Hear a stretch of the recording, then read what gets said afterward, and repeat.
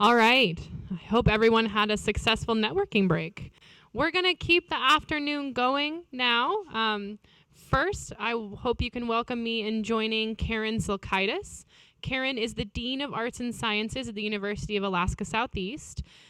They are a well-known activist and advocate for gender equality, and they have spent years training corporations on how to be more inclusive spaces for their executives and their clients through a unique combination of improvisation, bystander work, and anti-racism training. Prior to serving as the dean at UAS, Carin was the artistic director of an equity theater company in Chicago, as well as a department chair of theater at a large nonprofit private institution, as well as a working actor and director in Chicago, a professor of theater and gender and sexuality studies, the lead educator of the Green Dot Technique, a bystander training technique that eradicates power-based personal violence, and a Title IX investigator. In addition to their public speaking and corporate training and consulting, Carin is still working as an actor. Please welcome me in joining. Carin.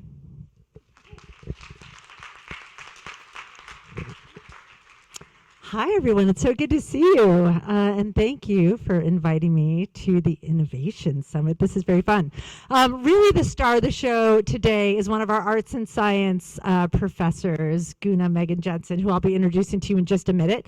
But I wanted to give you a couple of fun highlights about what we're doing in arts and sciences right now. I'll give you a couple of fun things on the science side, some exciting things on the arts side, and then because I'm also serving as the interim dean right now at Career Education, I have to talk about that too. So on the science side, I wanted to highlight a couple of professors' work that I'm really excited about right now. One of them is Heidi Pearson, there's one thing I can't announce that I wanted to announce because there's an exciting grant coming up that you have to pay attention to our website. So I'm just giving you a little teaser there. But Heidi's work with whales this year has just been really, I think, innovative and exciting because she's been studying stress hormones in our whales. And that has been an exciting project that's been going on.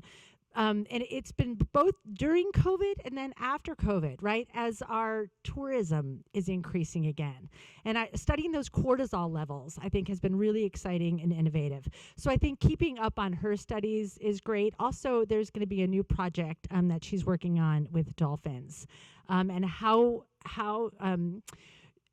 tuna has always been caught and how that involves dolphins. I think keeping an eye on her work there, I think will be very exciting and very innovative. So that'll be the teaser project. And then I think I also want to highlight Sanjay PRA. Sanjay has been working in Yakutat and Angoon, and we're really looking at STEM and how to get students involved in STEM and STEM pathways with high school students and, really making those pathways to UAS at an earlier time and bringing UAS students to our rural communities.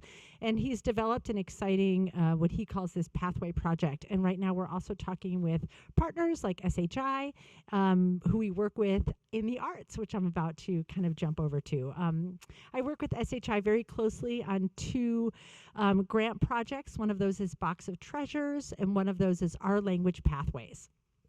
And two exciting things that I'm super excited to talk about is how this fall we made Alaska Native Languages free for all non-credit courses. And it is just, thank you, I think we should snap for that, right? Because the response has been massive, right? We went from having a good number of students studying Alaska Native languages to now I think we're pushing 300 students that we saw in both Tlingit, Haida, and Tsimshian courses. And what we also saw was those students branching out and taking other courses at UAS. And what we also saw was then our humanities, right, our enrollments really trending upwards. And I'm really excited to announce a positive enrollment in all of our humanities sections. And summer enrollment has really increased too. So it's been really wonderful to see that. Also in Northwest Coast Indigenous Arts, we're really expanding what we're doing. We had our Indigenous Studies BA come online this fall, and that's a three-pronged approach with languages, arts, and then tribal governance. right? And so the what we're doing with languages, I also want to talk about arts because we really want to branch into new courses there with things like beading and weaving and skin sewing. We've always been offering our carving courses. And then this fall, we hired a wonderful new professor, Guna Megan Jensen. And Guna is I would say on the quieter and shyer side of things a little bit, and will not brag about herself, but I want to brag about Guna. When I saw when we started interviewing this amazing artist, I was looking through her portfolio and staggered by the innovative work, because one of the things that she does so beautifully is combine what you'd think of as some Western type artwork like oil painting, right? And then do this beautiful form line work in oil. And I think taking work and in doing some gorgeous contemporary work that I think I would like her to actually show you. She did a project in the Yukon that, when we were interviewing her, completely blew my mind, that you're about to look at in video in just a moment. So without further ado, I'm going to introduce Guna to you. Guna's from the Yukon and is in the Tlingit and Carcross Tagish First Nations. Her work will speak for itself, and we're so excited to have her with us. And also, we're searching for another professor right now, and I wanted to announce that to all of you in case you know of anyone, because that search went live just a couple of weeks ago. And we're looking for somebody who is kind of on the scholarly side of Northwest Coast Indigenous arts. We're looking for somebody who can talk about art and talk about culture. And we're really excited to hire another tenure track professor in that area as we grow our art here at UAS. So without further ado, Guna, we're going to have you take it away. But the first thing we're going to do is show you this gorgeous video about a piece of work that Guna did in the Yukon. Oe, you are Latakat Yaklat Kakamjagade. Yakasha the honey kaduse, cleanas cook to jiwu, Achyan the Kenyel, Kayel, Weshawat am sitin, Yahin Tada us, Yel Kit Gash would lier, Weshawat on hin dena, Weshawat dukane our own. Wakasha the honey do Dutch hunk jit am si in we cook. Tel Quanadag Kayan Tunjek, we at Giats o Nada Hawatan, we could Kanaha Kades Kakagan Kua Atudach Yewoni, we at Giats go to Ye Husiti, Ach Aya Yua Yakagan Des Kakut Kanaha Kunziti.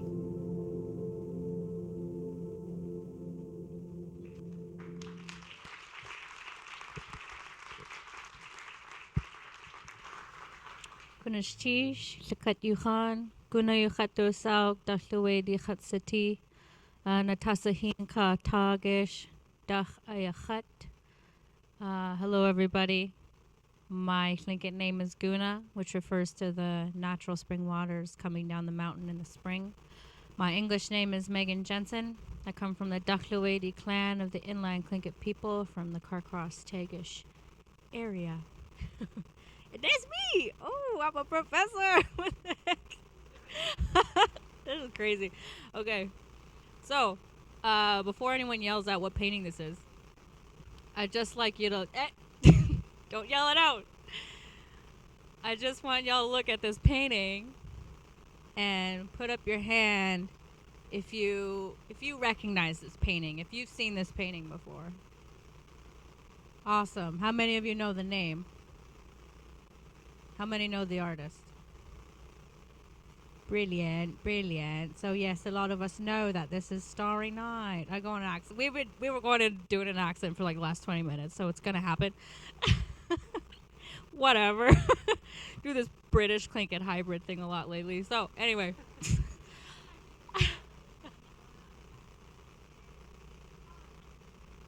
Sometimes we even do it in the Tlingit language. I don't know what it means, but we do it anyway. It's like this process of reclaiming, like Juneau, wasa iati, khatyak a. Okay. Anyway, we only got 15 minutes. Anyway, So, a lot of people know that this is Starry Night, and I'm sure a lot of you have grown up seeing it, looking at it, you know what it means, and just even take a moment to look at visually what's happening in this painting and reflect on how much ability you have in explaining what is in the painting. So contrast, texture, narrative. It's quite easy, probably, for a lot of you with the material that is there to create a narrative in your mind. Now, how many of you know this? How many know the name? What is this mask's name?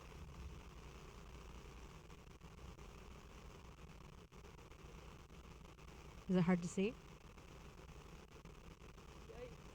This specific image or? Weird.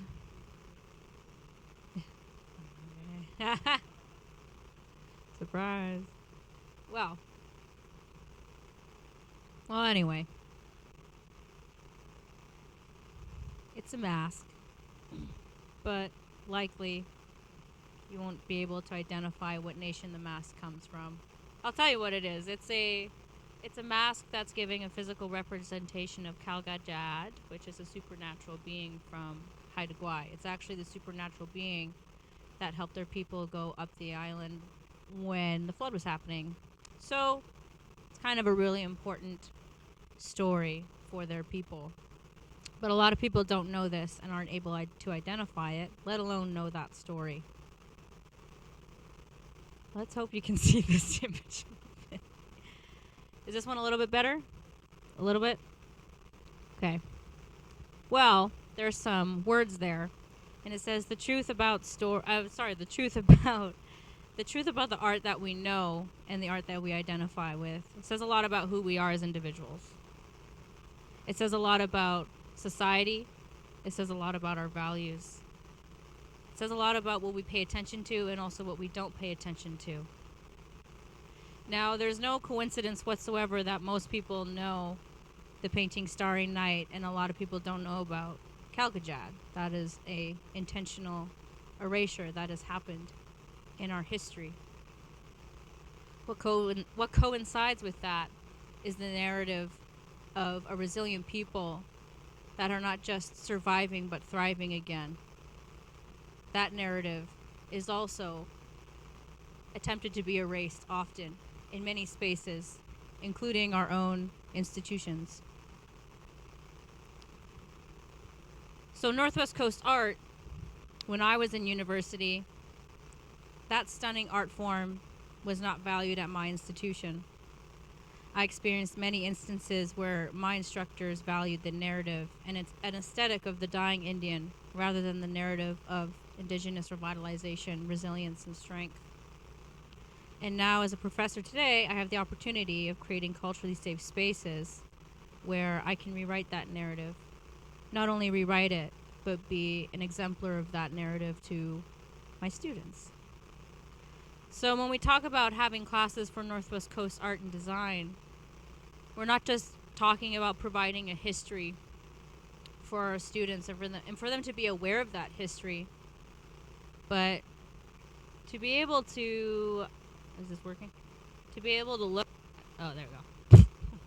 To be able to look at, I think you can be able to see this a bit better, but the image on the left, a part of my goal with my students is to not just know the history of where the spent wood box comes from, but they can look at it, they can pull everything apart, and they can identify what's going on, but most importantly, they look at it from the way that our ancestors intended for us to look at this work, rather than how the colonizer wants us to look at the work. So we're not just talking about a history and doing it in a way that settlers have done so, but about rewriting it and also providing the tools to be able to provide not a new, but an ancient lens that we've always had, to bring back that lens and to make it equally as important as other more dominant lenses of looking at our world and looking at our art form and our history. So that's a part of my mandate. That's a part of my mandate, and the other part of that is to, I mean, there's many pieces, but this is an example of one of my students. A part of classes is about looking at the art form and replicating it, because if you're to try it, you'll find out very quickly that it's very difficult. So it's not just an aesthetically pleasing thing to look at. It has messages, and the only reason some people don't know what it's saying is because of that history of erasure.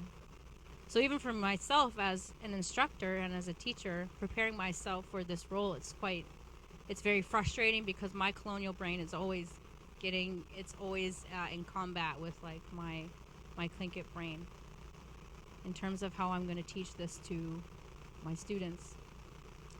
So before I make you do an exercise, I'm just going to make sure that I said everything I wanted to say.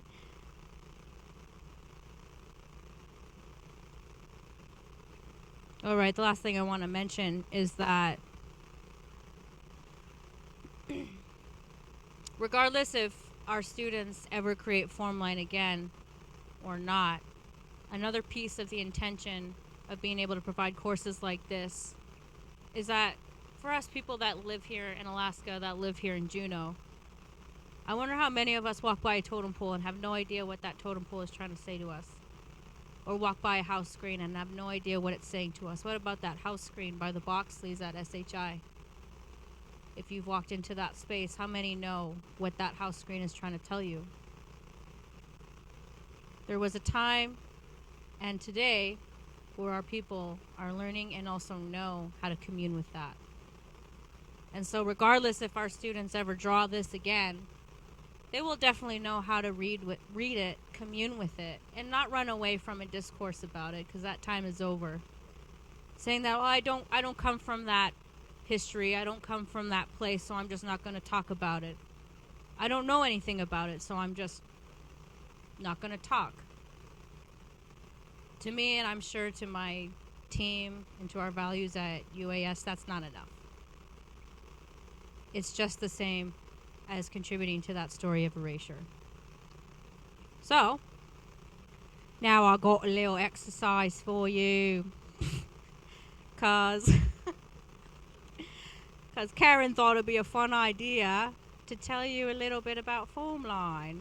I don't know how many of you have pencils and a piece of paper that you're allowed to draw on, but if you do, I highly recommend you do so.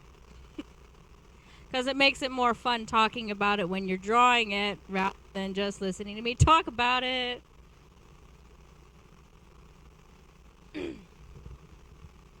So this, when we're talking about Northwest Coast art, we're talking about Formline. That's the main terminology that we use all the time to describe it. And so on your left, this is the very foundation of Formline. This is where it begins. It's the starting point, and this is called the ovoid. There's two different examples here. Then there's an example of a little design on this side. And the same ovoid here is happening in the very center of this design. If you look closely at it, the rest of the Formline is branching off from that ovoid. So once you put down that first ovoid, everything else has to follow that flow. Now if you were to draw an ovoid, which I highly recommend you do right now, because I want you to see what it's like. It looks simple. It just looks like a little circle, square, ovoid thing. That's not easy. And you also don't have tracing paper, so that makes it harder. Because something you'll notice with Northwest Coast art is that there's a lot of symmetry. So, it helps a lot when you have some tracing paper. But you can make an ovoid with your hands like this. Like that. So I'm going to do my best. Usually I have my iPad while I'm teaching my students. I don't got that right now. But if you're looking at the ovoid, it's symmetrical, and it has a gradual curve on the top, and then there's like a tighter, sharper curve on the bottom. So something that I find is very helpful, if you put a line in the center, and if you had tracing paper, it'd be easier. So it's gonna look uneven, just accept it. That's another thing we teach in our art classes a lot, is that you have to make ugly stuff to make beautiful stuff. You can't ignore it, you can't get past it. It's just, it's the same thing you can apply to life. You're not gonna get it perfect the first time. So I usually put a line in the middle of the ovoid, and then I put another line with how far out I want the ovoid to go. So there would be a, not gonna fall off, a line right there, and then a line in the middle. So you're gonna first start off with that top curve, and about midway through, when you get to the side, it's gonna touch that line that you drew. That makes sense. Sometimes it even helps having like even a box to put the ovoid in. If you were to have a top line up here, it's like the beginning of the ovoid starts on that line and then gradually branches off. It creates that curve, and then it realigns with that box that you made right in the center. And then when you're doing the bottom, you have a way tighter curve happening there. And then usually you trace it and do the other side. Or you can eyeball it. Yeah. So you'd have a tracing paper on it, on top of the drawing that you just did. You'd flip it over, and then you'd transfer it. And the very important thing about form line, I mean the term itself, it literally has form. So to make it form line, you have to make another line on the inside, as it shows here. So when that second line is created, then you got form line. It's like a road with a bunch of intersections and highways, and a road that never ends. So I've heard a lot of master carvers talk about how when you're looking at form line, when it's done properly, it's like you put like a little toy car on the main form line, and it would never fly off because it's always connected, which is very beautiful to think about, because that is a visual representation of our art, of who we are, our culture, in the sense of everything being connected. That is very fundamental to who we are as Indigenous people, as Tlingit people. And there's also a huge emphasis of balance, which is really fascinating, because at least I can speak for as a Tlingit person, we have a clan system that places huge emphasis on balance. For example, I'm Ducklawady, so I cannot marry the same clan or date the same clan, or else I will face consequences.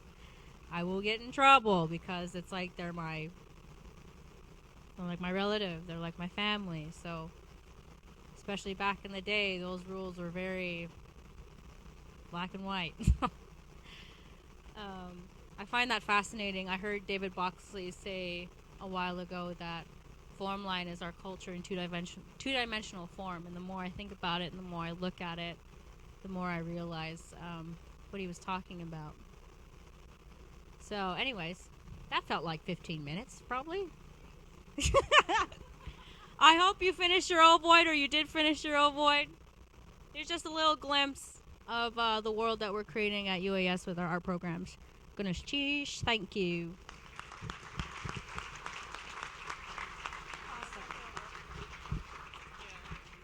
Yes. Thank you, Guna. Thank you, Carin. Wonderful. Well, we welcome our next guest to the stage. Looking to make eye contact with him. He's somewhere. It wouldn't be an innovation summit if I wasn't introducing Anthony Mallott. Most of you know Anthony, I'm sure. He is the president and CEO of Sealaska Corporation, and of course, they're one of our biggest sponsors here at the Innovation Summit, so thanks. Hop on up here, don't trip.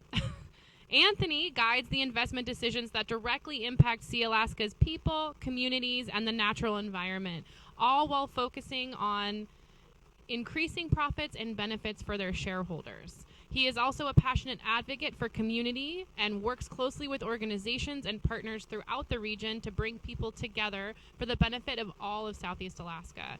He is Tlingit, Eagle, and Killer Whale clan, as well as Koyukon Athabaskan Caribou clan. His Tlingit name is Gunuk.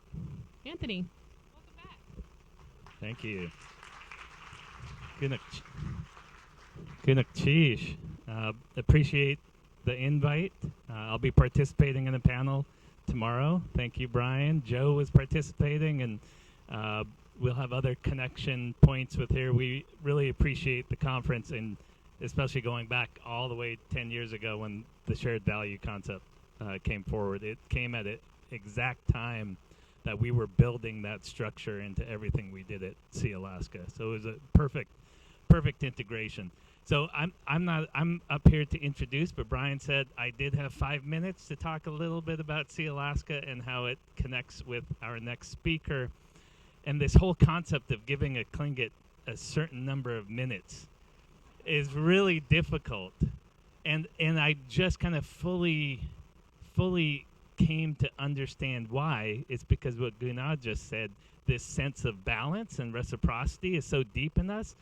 If I don't respond to Nikhil, if I don't respond to Guna in terms of what she said, I am saying I did not hear them.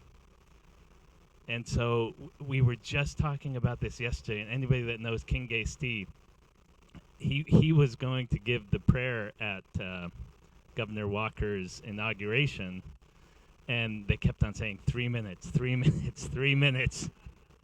And I have no doubt that he came to the event with 3 minutes in his mind, but when you're there, there's no way you can bottle him up to not respond to everything that was happening, and of course you're not going to get your 3 minutes.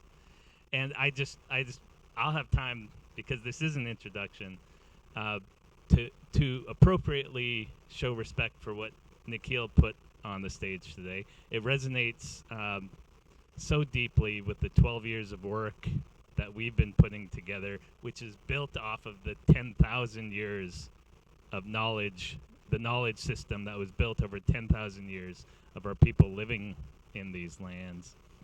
And Guna just showing the representation of how our artists dive into form line, represent our culture and our art. It's such a point of pride for us.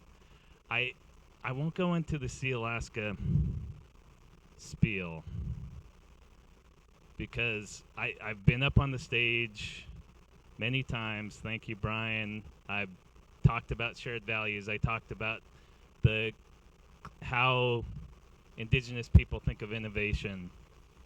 We've been sharing the stage with fantastic partners like Spruce Root, SHI, Sustainable Southeast Partnership. But the concept of what was brought up today, like the pretty words on paper, Gunuk Cheese for representing Sealaska and what we put on our website, but it could be possible that we just came up with pretty words, right? It is possible. And so what happens when you put up words and you have people that care about those words is that they say, I don't want to be seen as the person that just stands behind pretty words, which don't matter unless I go do something. And so it's not easy, that whole structure. It took us 12 years, but I'll just read a quote from a brand new manager for Sealaska. He's been with us 11 years, but he's the new manager of an entity in Colorado. He's never even been to Southeast. We'll get him up here. And he's talking about his business in relations to how he wants to tie in data science to our offshore wind development, marine geotechnical work. And he goes, and this is the whole structure of how ingrained our vision, our purpose, and our value system is within our organization. And I just loved seeing it. What information do we have about offshore wind that we can use to inform when we should drill a hole and at what angle? What's the best way to build offshore wind platforms and anchor them to the seabed? It's all a data problem that I hope our Wuch-een, which is our business platform partners, can help us understand so we can develop innovative solutions.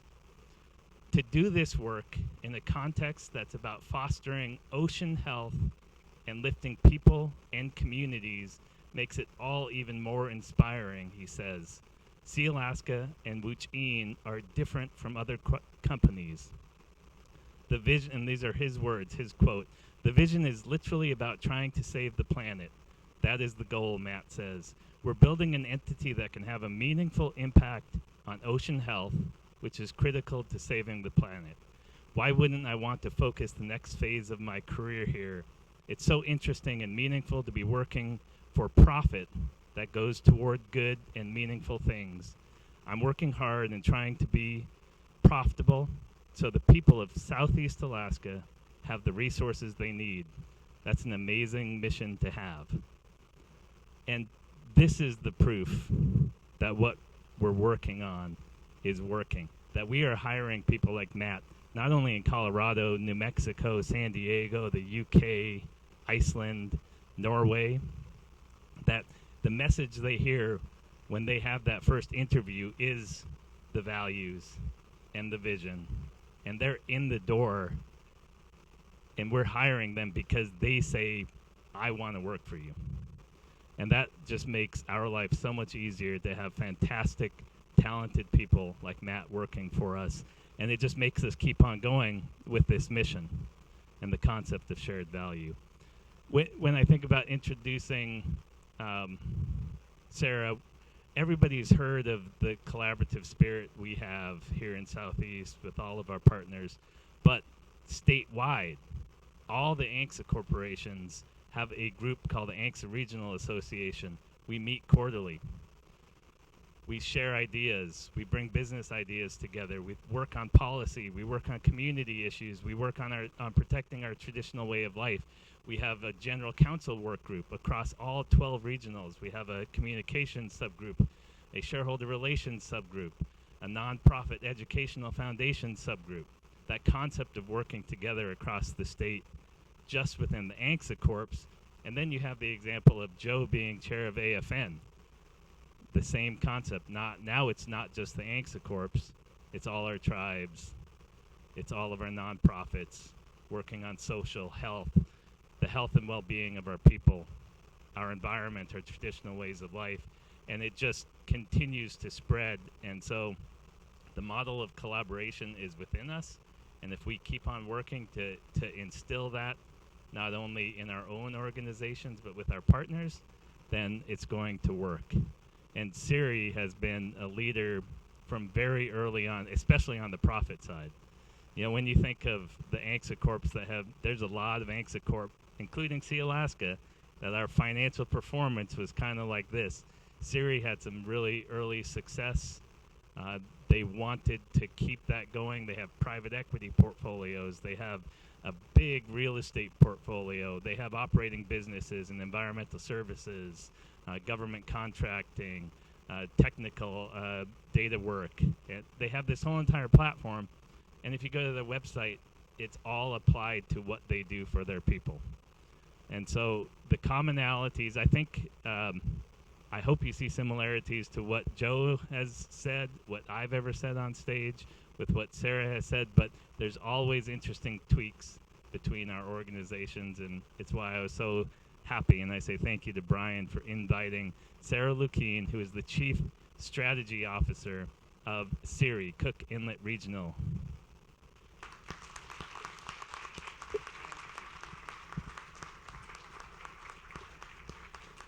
Hi, Anna. Thank you very much, Anthony, for the invitation and the introduction. Also, my form line was terrible. I don't know about the rest of you, but I did participate in that activity, and it was not fantastic. So I wanted to chat with you guys today about leading purpose and change. Hopefully I can get this. Hopefully with the lights off, you can see that well. If not, you can take a nap. I won't say anything. Okay, so CIRI is an Alaska Native Corporation, or ANC. We were created 50 years ago by Congress with a specific purpose, right? So we've already heard a lot about purpose today. And really, when you look at the establishment of Alaska Native corporations by Congress, Congress gave us very clear mandate and our purpose to provide for the economic, social, and cultural well-being of our Native people in perpetuity. Every ANC shares this purpose across the state of Alaska. And so I would say full stop, microphone drop, my presentation's over, right? We are the original ESG corporations, right? We've been doing it for 50 years. And quite frankly, we were probably doing it before it was cool. Now it's pretty trendy. But having said that, I would argue that not every ANC does it well. And so it's not just on what is your purpose, but how are you executing it? And how does that really drive down into all of your employees and really resonate with your stakeholders as an organization? So today I'm going to be talking about that. I'm going to be talking about leading purpose and change. And I'm going to actually walk through the process that Siri went through in 2021 and 2022 to refine our vision and strategies as an organization and implement change throughout our company, really to drive towards achieving our overall purpose as an Alaska Native corporation. And I would argue that while our purpose may be very different than what your company purpose may be, different than your vision and strategies, I'm hopeful that some of the things that we did as an organization will be tools that you can utilize in implementing boots on the ground in your organization, regardless of the size, whether you're a small business, a university, a city or borough, or a large business. So I'm not going to go over this. Anthony just did a fantastic job highlighting our company. For those of you who fly to Anchorage on a regular basis, I would say Siri is best known for our wind farm. So when you fly into the Anchorage International Airport, you see our wind farm. And then we are also very well known in Anchorage for New Commons. That's that massive real estate development in North Anchorage. But I would note that we do wind farms all. We also do real estate all over the lower 48 states. We have a very large government contracting portfolio, which primarily focuses on environmental cleanup, contaminated lands, technical services, engineering, and then we are very heavy in investments as well. So how did we start our vision and strategy process? Isn't she adorable? She's such a little cutie. I love this photo. Okay. So in 2021, we said, you know what, ANCSA is 50 years old. We think Siri is doing a fantastic job, but what do stakeholders think, right? Because it's really easy for me to be like, as an executive of Siri, I think I do a great job. But what do our shareholders, what do our stakeholders really think? And what are we going to do looking forward for the next 50 years? And so we really identified 2021 as a year of planning. And really, our purpose and desired outcomes of was to understand the expectations of our stakeholders, which I'll describe in a minute. We also wanted clarity around our vision, and we wanted to align our vision, strategies, and objectives and key results with the expectations and desires of our stakeholders, okay? So we actually started with gathering data from our stakeholders. Now, our stakeholders include our shareholders and descendants. For those of you who are not familiar with shareholders and descendants, those are our customers and our owners, okay? So we started with that. We also wanted to include within our stakeholders all of our tribally designated organizations and community nonprofits. And we have a ton. And I'll share a little bit more information about those organizations shortly. It also included our employees, right? That's a huge stakeholder group for us. And really, we focused on gathering data with a really diverse mindset in forefront. So by that, I mean that we were looking at diverse demographics by age, by gender, whether they're shareholders, descendants, employees. We wanted to include everybody, so we had a good cross-section, right? We didn't want to just gather information from our elders, because then we're missing a huge number of people that we serve and that we work with, right? And so we started with data by doing a massive shareholder and descendant survey, right? This was the first time in series history of 50 years we ever surveyed descendants. First time. We did it in 2021. So that in and of itself was a big deal for us. And then we held, after we got that survey results, we crunched all of the information that we heard from our shareholders and descendants. And we ended up doing 13 sessions of focus groups. And we did those again across demographics. We had one specific for elders. We had one specific for youth. And then we went from that into 8 visioning sessions with nearly 70 participants across all of our stakeholder groups. So when you look at the visioning session, this is an example of what it looked like. Can you all see that? It's coming across okay? So this is one of the visioning sessions that we did with a group. This one was a group of shareholders based in Anchorage. And we actually, for every one of our visioning sessions, we hired an artist to capture the dialogue visually spoken, okay? And that really allowed the participants in every one of our sessions to see their ideas and their concepts come to life, right? And while every single visioning session was different by every single stakeholder group, we saw, because we did these big vision boards, kind of these. And overall, out of all of these sessions, the consistent themes that we saw were the importance of Alaska Native culture. And I say Alaska Native culture because we've heard a lot today from Tlingit, Haida, Tsimshian, Eyak about Southeast culture, right? Because that is the cultural group here in your region. But where SERI is located as the most urban location in the state of Alaska, our Alaska Native Corporation represents all Alaska Native cultures. We are the most culturally diverse Alaska Native Corporation, okay? And so for our stakeholders, we wanted to honor and recognize all Alaska Native cultures because that's who we are. We also noted the importance of business and investments that SERI make to provide for the economic security and well-being of our Native people. We also heard a lot about our stakeholders wanting us to be leaders in the Native community, which Anthony touched a bit on in the introduction. And then we heard over and over again a desire to connect with SERI.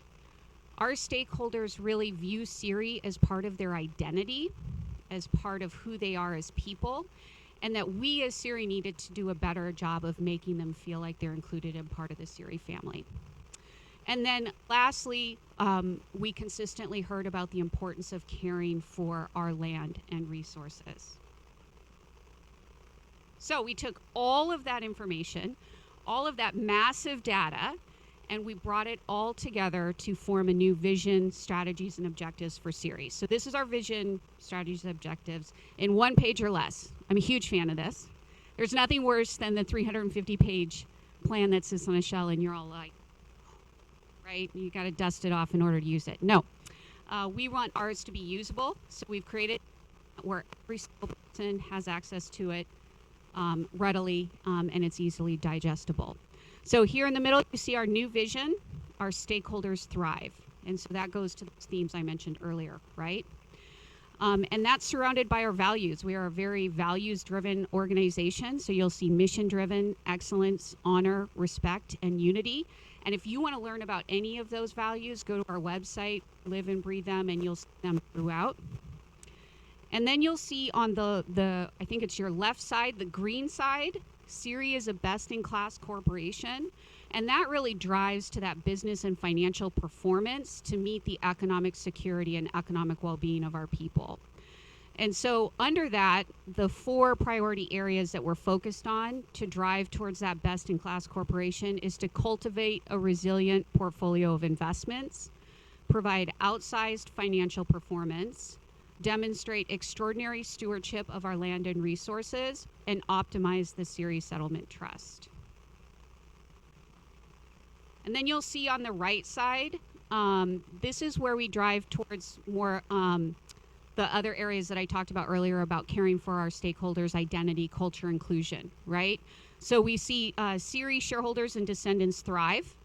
And that includes including and welcoming our shareholders and descendants, being relevant to them and connecting to them at all life stages.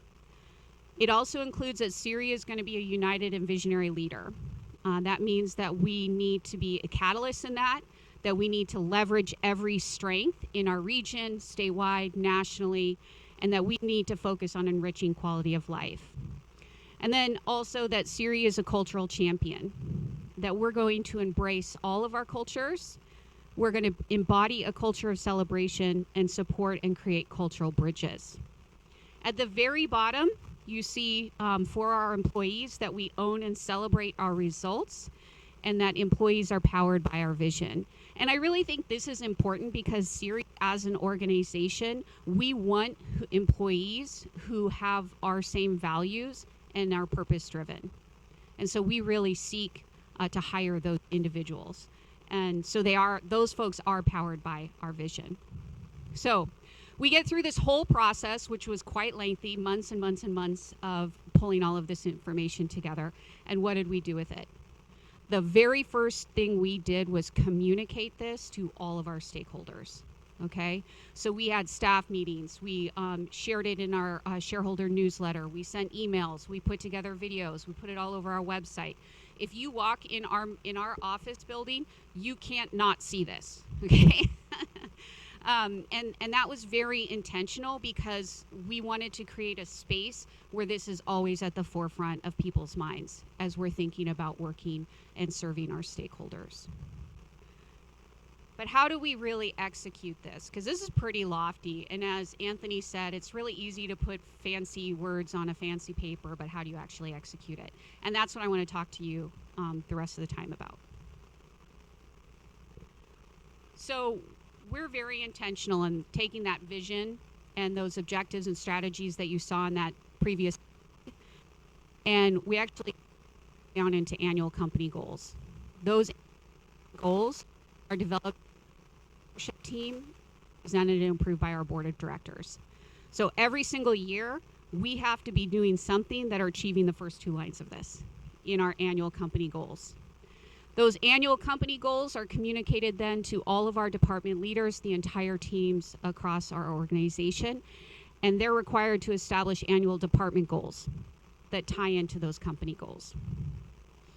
And then every one of our employees are required to have an individual company or individual goals, all right, that tie into those department goals that then tie into those company goals. And you see all those arrows going down, but I was also very intentional in putting those arrows going back up because the reason that we do this is that it makes sure that every one of our employees are tied into and have a direct connection to our vision and our strategies as an organization. Okay? And then I would also say, I would be remiss if I didn't note, one of the best ways that you drive results here is you tie individual compensation to all of these goals. So when we do our annual compensation, we have annual company goals. What are the metrics? Did they achieve them? Are they on target? We do the same with department, and we do the same for individuals. So when you get your scorecard on whether or not you performed as an employee, it ties into all of those and goes right back up to our vision objectives. Okay?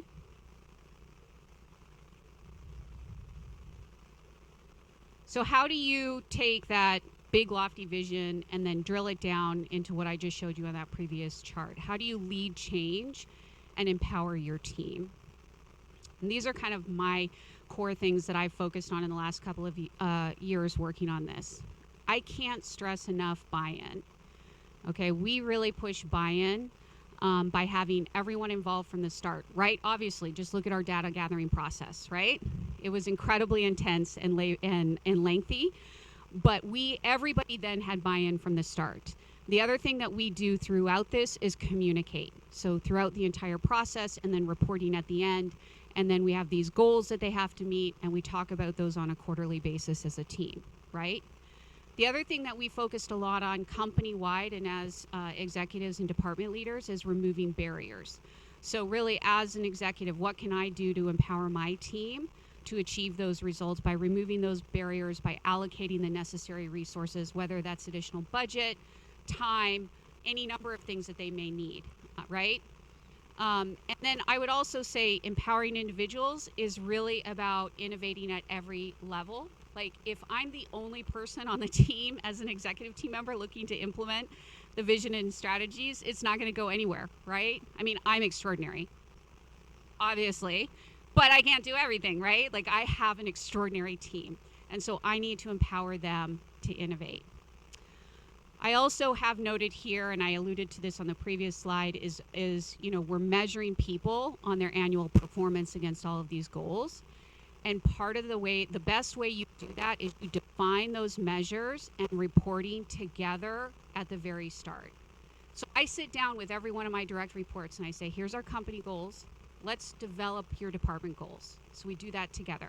And I was like, how do you measure success? Sometimes we agree on that. Sometimes we don't. Sometimes I'm like, you need to do a little bit more. Sometimes I'm like, that's excellent, So we have that conversation and we create those goals and those measures together. And then on a quarterly basis, we sit down and we check on where we're at with that, okay? And then I would also offer one of the things that we focus on a lot at SERI is building cross-department teams. We're huge on collaboration. We really don't have any silos. And I say that and y'all are like, yeah, right. Dude, we don't even have offices, okay? We're so highly collaborative, we don't even have doors, right? So we really do truly live and breathe collaboration across departments. And so we oftentimes will put together cross-department teams to move towards our goals as an organization. And I would say probably the most challenging thing for us is celebrating wins. Remember, I talked about being a culture of celebration earlier, and that's really hard for us.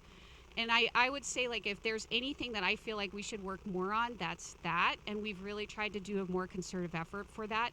And this is probably going to resonate for you small business owners out there, right? You're building your own business from the start, from the bottom up, because you're an anal retentive overachiever, right? Because you do everything and you work 70 to 100 hours a week, and no matter what, your blood, sweat, and tears are going to go into it, and you're going to succeed. And by God, you met that one objective, and now you're on to the next one, and you forget to slow down and say, hey, that was awesome.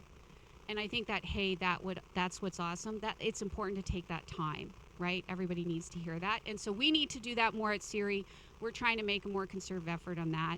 And for you small business owners, take a breath and enjoy that too, okay? So what I want to do now is give you some examples of how we've implemented this into some of our annual department and individual and goals, and kind of what does that look like.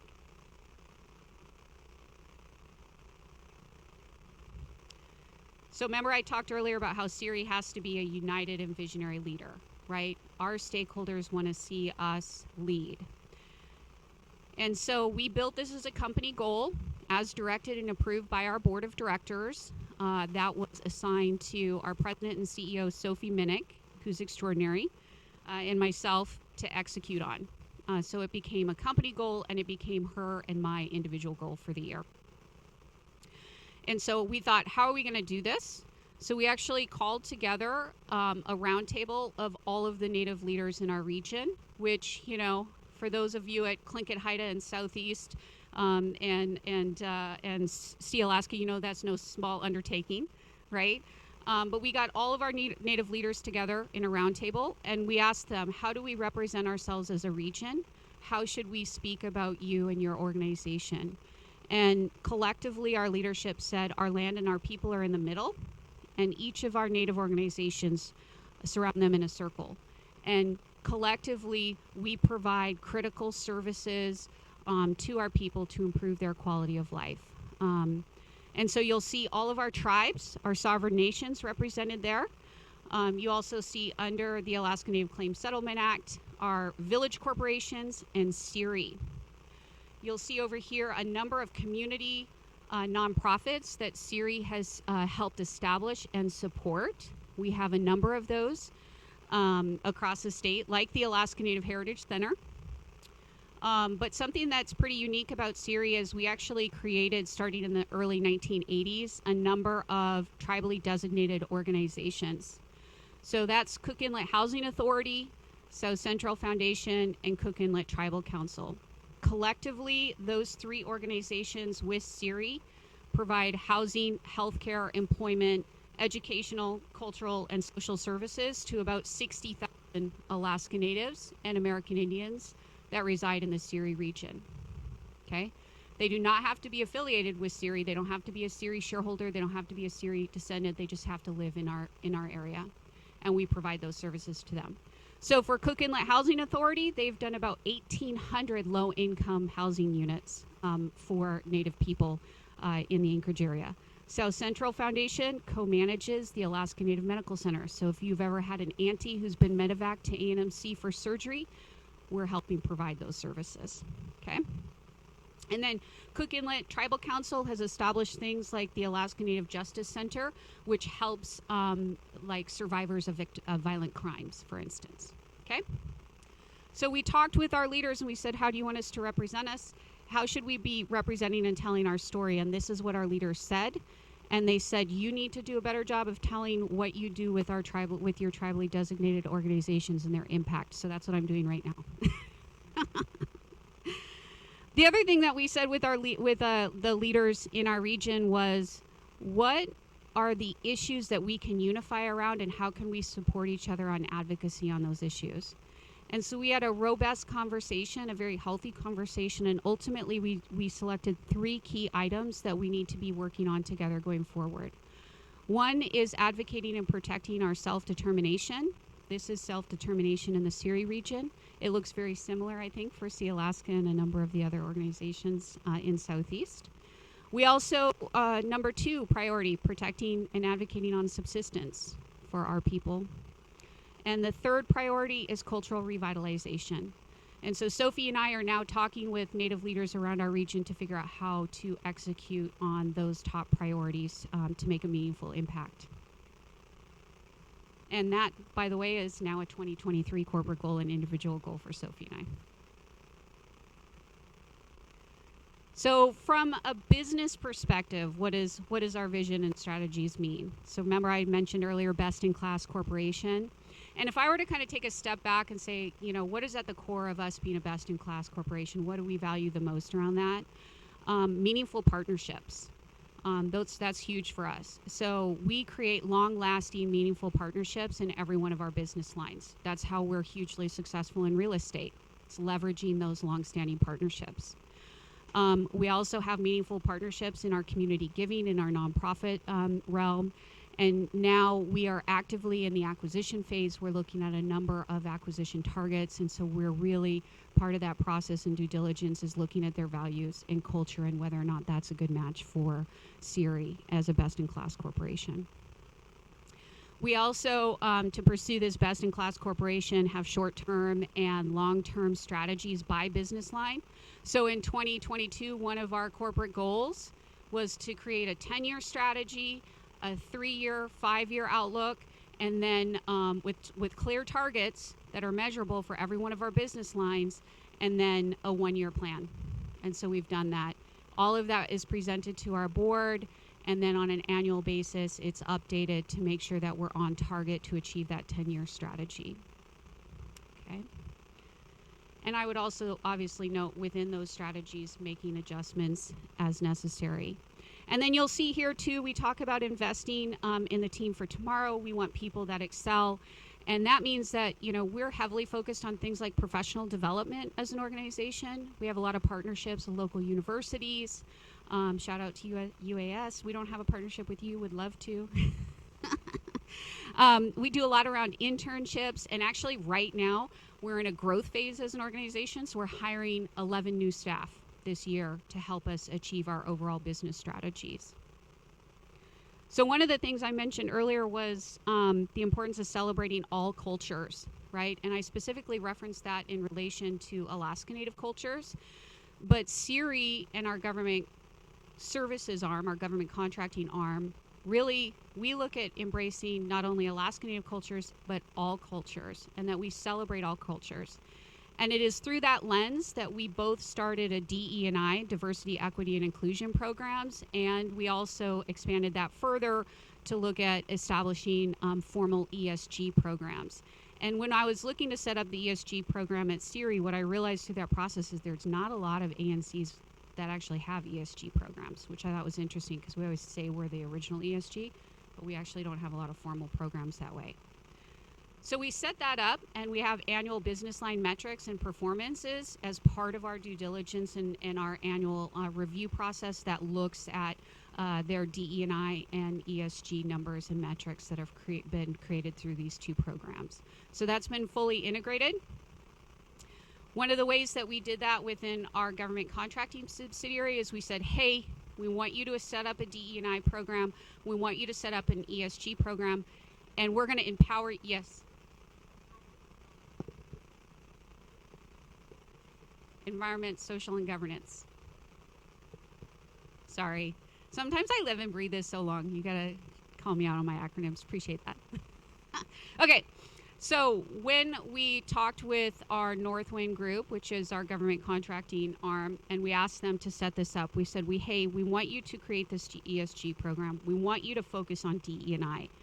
But we're not going to tell you how. We want you to figure out how to do it in the best way that makes sense for you and your team and your subsidiary, right? Innovating at all levels, right? Empowering them to do their work. And so the Northwind Group subsidiary went on their way, and they ended up establishing an ESG committee. They established a DE&I committee. They established a sustainability council. This is across 2,000 employees, folks. So these are massive, massive projects and programs that I'm trying to synthesize down into 30 minutes. But they created all of this across their various subsidiaries, across their business lines and program staff. And it was a really incredible program. And I have the great honor and opportunity to review their metrics on an annual basis to assess whether or not they're achieving results. And I just read their 2022 report, and I'm looking at their 2023 plan now. So huge congratulations to them in that massive effort. And the most interesting thing about this is when we first went to them and said, hey, we want you to do this ESG and DE&I, first thing they said was, what does that stand for? And then they said, wait a second, how do we do that? That looks like a lot of work. I'm not really sure this is a great idea, Sarah. And so, we had this conversation, I thought, and I was like, you guys are, you're making it a little harder than you need to. Trust me, it's going to be great.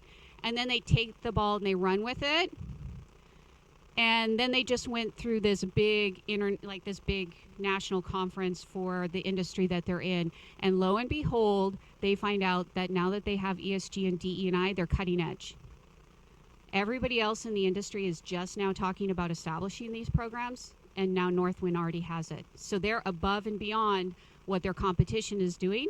They're more attractive to customers as a result. So they've just got a leg up. So, good job to them. So that's sort of just a couple of examples within our operations. What about the whole section on shareholders and descendants thrive?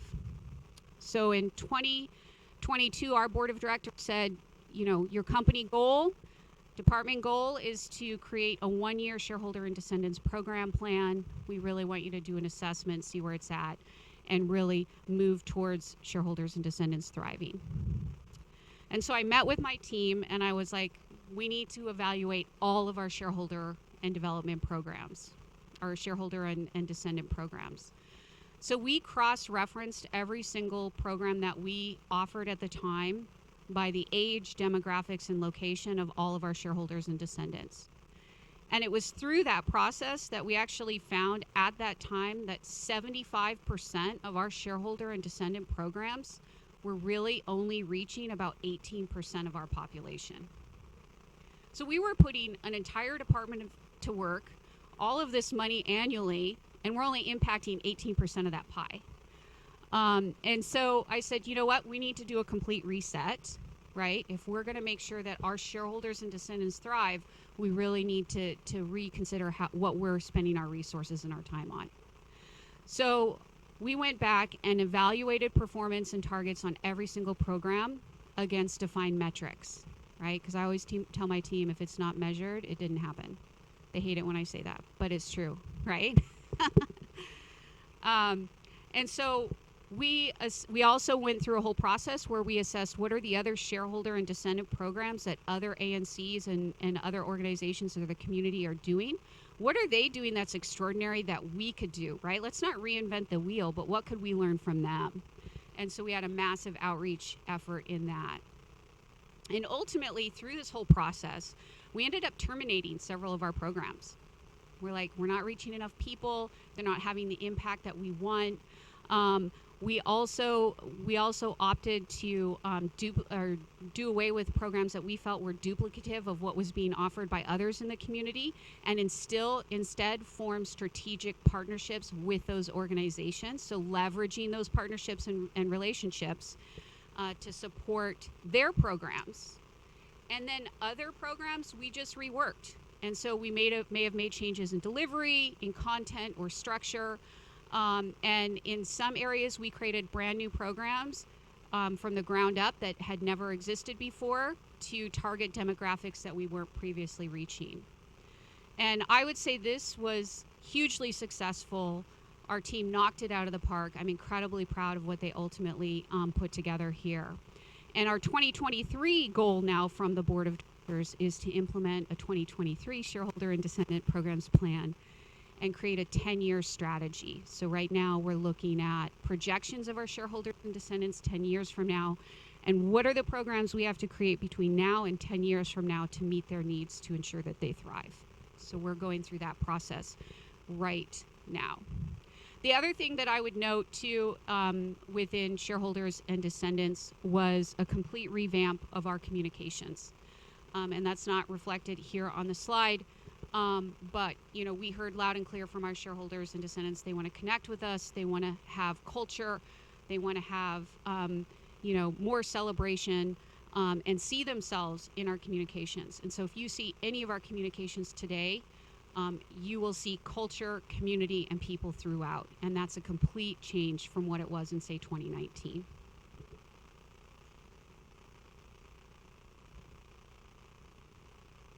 So lastly, I wanted to just very quickly highlight one example on empowering innovation at all levels in the company. This is Jordan Ransom. She was an intern at SERI, a college intern for a few years. And when she graduated with her degree, we were super excited to offer her a full-time position. She's now our shareholder programs coordinator. And, one of the problems that I told our shareholder programs team was that we need to connect with our youth and bring them culture and SERI no matter where they live, right? Because our people live everywhere. They don't just live in Anchorage. And so that was the problem. And it was super cool because Jordan took that information. She went to her desk and she said, you know what? I'm going to create a culture box that we can mail to SERI youth. And so she targeted 10 to 14-year-olds. You can see a picture of the box here. And she put a traditional foods recipe in there. She put a drum making kit that they could color at home on their kitchen counter. She put a video in there that they could watch so they could learn about SERI and all the cultures that we represent. She put some t-shirts and other SERI swag. She even put some smoked salmon in there. And then she had things like QR codes throughout where folks could click on those and learn more using their devices. And she presented this whole concept to me. I was like, that is fantastic. I was so excited. And then I was like, what are the barriers to making this happen? And the barriers were it wasn't in our budget, but she had figured out a way to make it a lot cheaper than it otherwise would have been. And so I adjusted their budget and I was like, let's make this happen. Let's make this a reality. So she did. We sent out these boxes to dozens of youth across the lower 48 and Alaska outside of Anchorage to use. And to celebrate this, I actually took this box and carried it around to every single one of our executive team members and made them go through it. And I was like, check this out. This box is awesome. I was going to bring it down here, but I didn't want to carry it on the plane. And so I showed it to all of our executive team. And then at every single board meeting, we have on our agenda a mission moment And that mission moment is specifically to celebrate something that we're doing to advance SERI.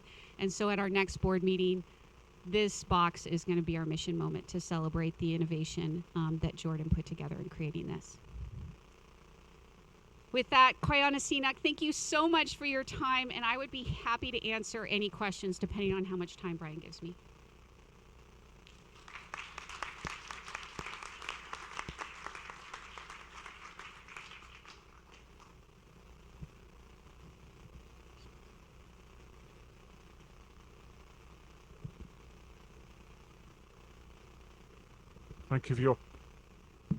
Thank you for your presentation. I work in the University of Alaska Fairbanks. Did for that innovation, the box, did you get feedback from the students, the youth that then got it, on ideating and tweaking it to the interest that they may have for what they would like to additionally see in the box? That's a great question. We haven't gotten that yet because we just mailed these out in the last couple of weeks. But one of the things that we did implement with all of our shareholder and descendant programs is now we survey following every single program to get that feedback specifically for that reason so that we can make adjustments and tweaks going forward. So we'll certainly reach out to them after they've had a chance to use the box and hear what they have to say so we can adjust going forward. Any other questions?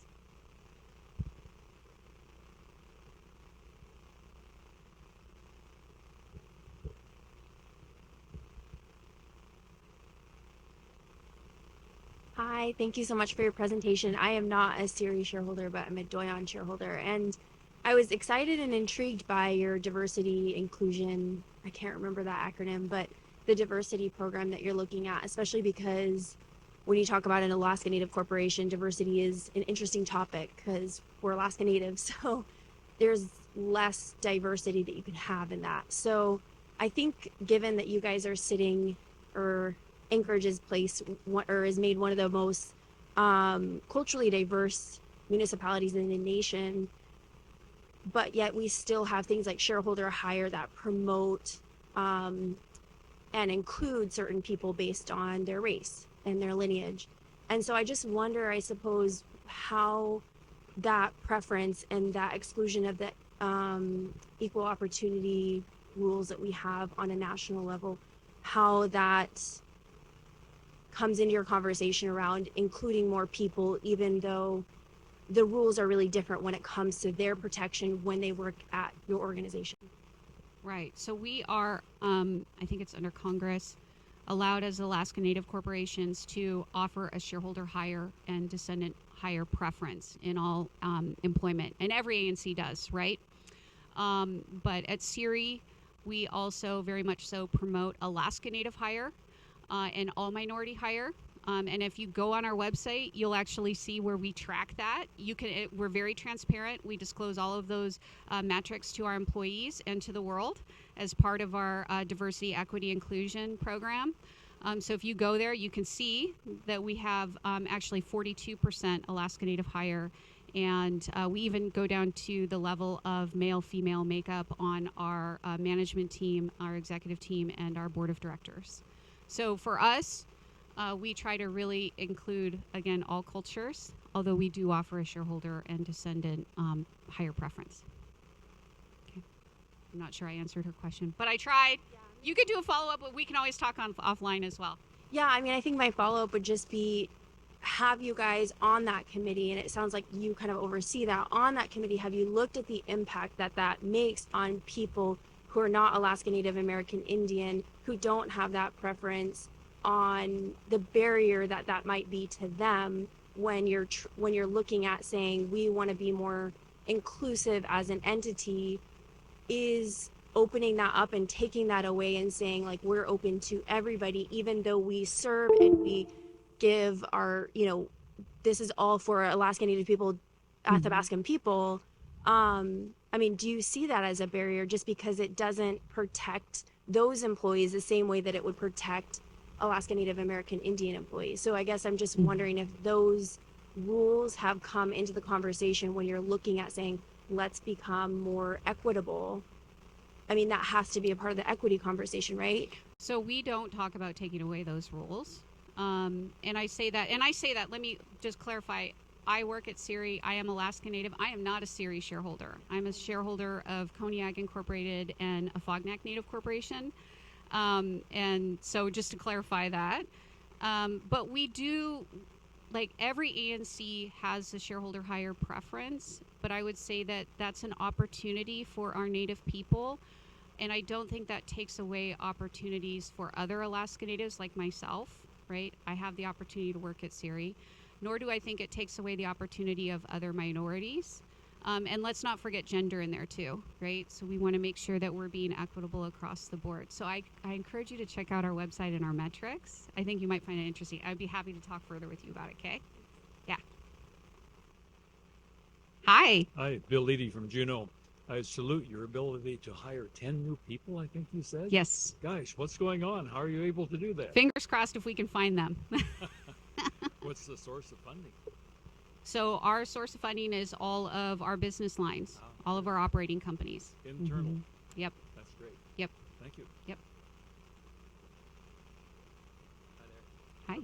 My name's Ryan Witten. I'm coming out of Anchorage. I've gotten to work firsthand with a couple of the SERI programs, specifically the Cook and the Tribal Council's Youth Empowerment Services. And I really admire the package of services that you all have put together. I think it makes a huge impact within our community and within our state.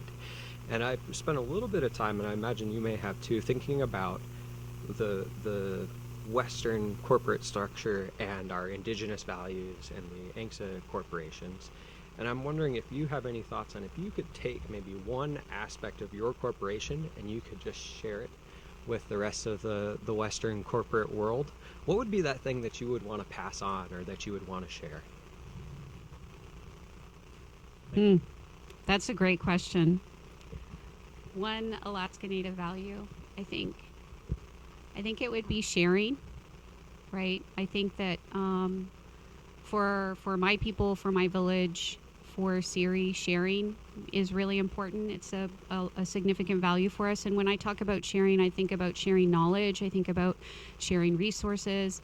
I think about sharing services. I also think about things like 7i, where Alaska Native corporations are sharing revenue that they're making from resources, right? That's a very indigenous concept, and I don't think that that's often considered in corporate Western America, where you're like all about making money, right? Obviously, we are a for-profit corporation. We have to make money in order to provide the services that we have there, but it's really about sharing that catch. Great question. Hi, thank you. Demetrius Silkaitis. My question pertains to SERI's policy around hiring formerly incarcerated people. No, this happens all the time when you work at SERI. You're confused. My apologies. So embarrassing. Don't record that. I said SERI and she responded. That's great.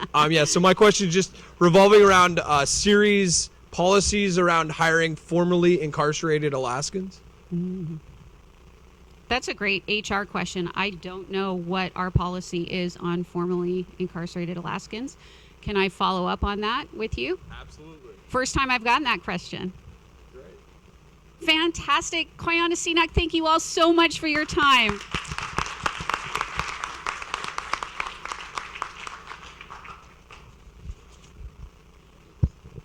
No, it's okay. Yes, thank you. Thank you so much, Sarah, for that, sharing that Alaskan innovation with us, and also intentionally or not, a fantastic application of a purpose-driven company here in Alaska. So amazing. Well, next up we have the innovation shorts. So everybody get ready to move. If you're not familiar, the innovation shorts are showcase original ideas with 10-minute live presentations. So they're very short and to the point. These presentations will explore innovative ideas and projects in the Alaskan and Yukon economies. So to go see your presentations, we got a little bit of a Sophie's choice here. You have two options. So there are 2 rooms that you can choose from. Each room will have 5 different 10-minute presentations. So room 104 will have the kind of shared topic of investing in communities. And again, room 104, that's right over here on the floor we're currently on behind these bookshelves. You'll see the door. The other room, that's an Egan classroom number 222. That's all the way at the end of the hall. So if you go upstairs and go all the way to the end, there they'll be discussing resources for your startup. Following the shorts, we'll have the welcome reception, some food, some drinks. We'll, of course, have the Innovators Hall of Fame Award tonight and the crowd favorite pitch contest. So pick a room. We'll meet back in the library for our welcome reception in a bit.